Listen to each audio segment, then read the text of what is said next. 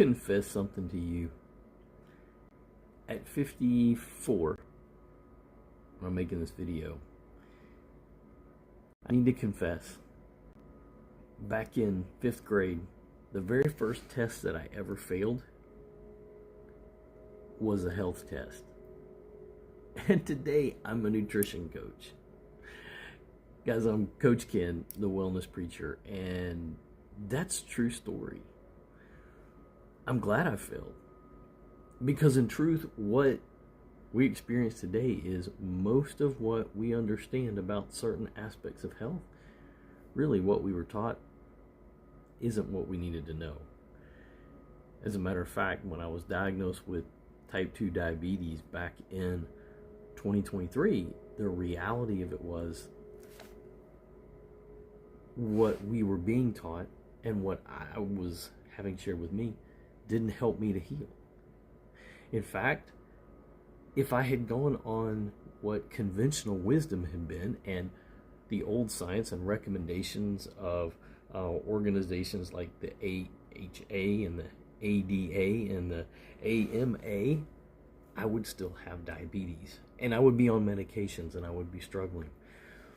But what I learned was there was something far more going on, and that was something called insulin resistance. Now, you may never have heard of insulin resistance. You might have. Some people now more and more are being diagnosed with it.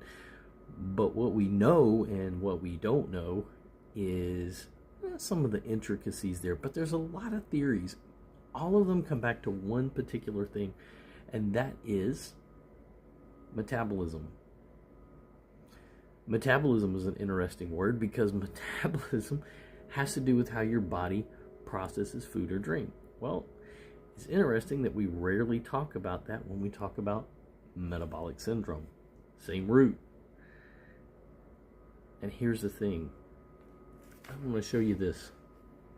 It's an interesting statistic is that went away. We're not editing anything here. So 93% of the American population, 93% are metabolically unhealthy. Well, so if you imagine that's you drive down the road, you pass 10 cars, that means 9 of those drivers are sick, and likely you're one of them, because there's a 3% in there, don't forget that, right? I was that person. I was there. And I suspect you probably are too. I rarely meet people that have absolutely nothing metabolically going wrong in their bodies. And especially as we age, many of those chronic diseases that start to arise are all related to this idea of insulin resistance. Now, without going into a whole lot of detail, I think it's really far more simple than this. What we don't know is we don't know about hormones. And that's probably one of the things that, for me, may be the most frustrating. We talk a lot about calories in, calories out. But hormones play a much bigger role in our body than what we realize. And a big part of that is understanding the hormones that are in our body. There's 2 that work out of the pancreas. Insulin, which we hear a lot about. But glucagon is the second one. And when our bodies are resistant to insulin, because there's so much of it, the cells no longer respond. Insulin and sugar are working together. Insulin is continually storing because we eat all the time. In our modern food environment, we'll talk about that. But here's the thing. I love this image. Insulin is the one that's telling the body to store all of the blood sugar, store our foods in our body. Glucagon, however, is the hormone in the pancreas that says, let it out. Let's get rid of it. As long as insulin, though, is in the system and the pancreas is making insulin, your body cannot make glucagon. And the way for the body to make glucagon is to stop eating all the time. It really is that simple. It is one of the easiest things. Well, it's one of the simplest things to understand.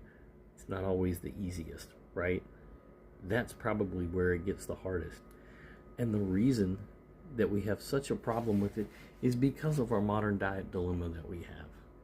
We have this dilemma that we are eating all day long because conventional wisdom taught us that we need to eat 3 to 6 meals a day. Well, what they didn't tell us was they were going to take all the fiber out of our food, and they were going to load us up with processed foods, things in bags and boxes and bottles with barcodes, things that we as human beings have never eaten. Well, that's not so good, is it? In fact, what we've not been taught is how important it is for our bodies to have that fiber, because fiber is what helps to bring down the blood sugar spikes, helps insulin, because the body isn't being forced to constantly make insulin all the time.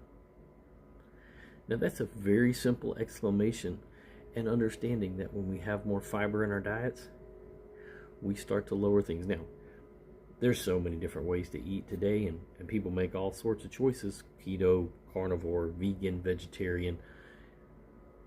I like to talk about food freedom, and the way we can find to do that better than anything is something called meal sequencing. Now, if you've never heard of meal sequencing, I wouldn't be surprised.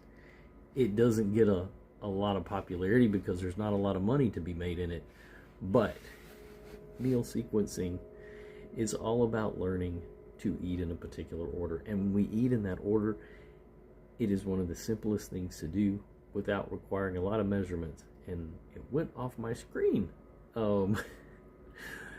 New format, new struggle.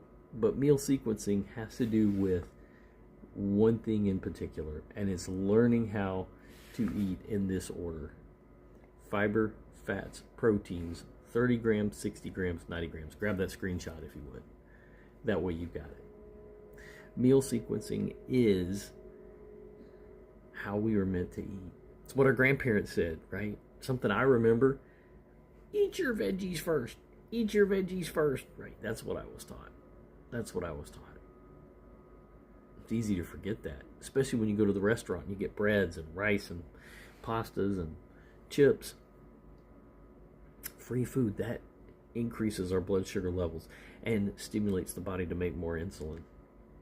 But if we start with the side salad, and then we go to, let's say we go to the steakhouse and we get the side salad, we push the bread to the side, then we eat that steak. We eat good healthy fats. Yeah, butter could be one of those. Sour cream could be one of those.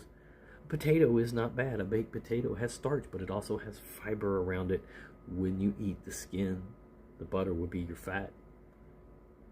Learning to eat correctly is a game changer. Now, there are some options out there that would help with that. That's one of the things that I learned. There's a fiber that is very simple to use that is just mixed with water. This fiber right here has been studied and researched at the Cleveland Clinic, the University of Sydney in particular, the home of the glycemic index, where they learned that this fiber, which is in a standardized format that you just mix in water, it's a plant fibers. 7 different soluble and insoluble fibers. Lowers your blood sugar between 37 and 40%. Those blood glucose spikes. The easiest thing in the world to do. Doing that alone has helped to reverse my type 2 diabetes and insulin resistance, those nasty little things that come along. Now, if you're watching this and you would like to learn more about what we do, maybe you are on that journey to reverse insulin resistance, I do want to invite you to subscribe to our channel here at Healthy Together and Feeling Great. Maybe you'd like to know more about our coaching and what we do, and we'd love to have you on here. We'd love to have you be a part of it, and there's so many different ways that we can help. But there's a very simple way to do this. Meal sequencing is the big thing that I wanted to talk about today. Now, here's the crazy part. Meal sequencing has been studied, unfortunately, not as much as it really should have been, but in the last 20 years, there's multiple research and studies, in particular at the Ohio State, UCLA, and the CDC even, the very same people that said diabetes is an epidemic, realizing that almost 50% of our population is either pre-diabetic or type 2 diabetic. And among diabetes, that 95% of people are in that pre-diabetic and type 2 diabetic range. Learning to understand these things is an important part of our life. Diabetes affects us all. If it's not us personally, it's somebody that we love. And it's not just genetic. People in my family, it's not been a part of our lives. But the conditions that we're in, the people that we surround ourselves with, and who we are eating with makes a big difference. But nothing more so than our current food environment. So the more that we can change that and the more we can take control of our health, the more that it matters the best. So I'm so glad that you're here, and I hope that I've been able to maybe answer a little bit of questions about meal sequencing. Maybe you have some more. Put those in the comments down below, and if you'd like to learn more about the fiber type meal sequencing or fiber in there, and I'll send you a link to learn more about that. Thanks so much for being here, and as I always say, go get the day, make it golden, go be excellent to yourself and excellent to one another.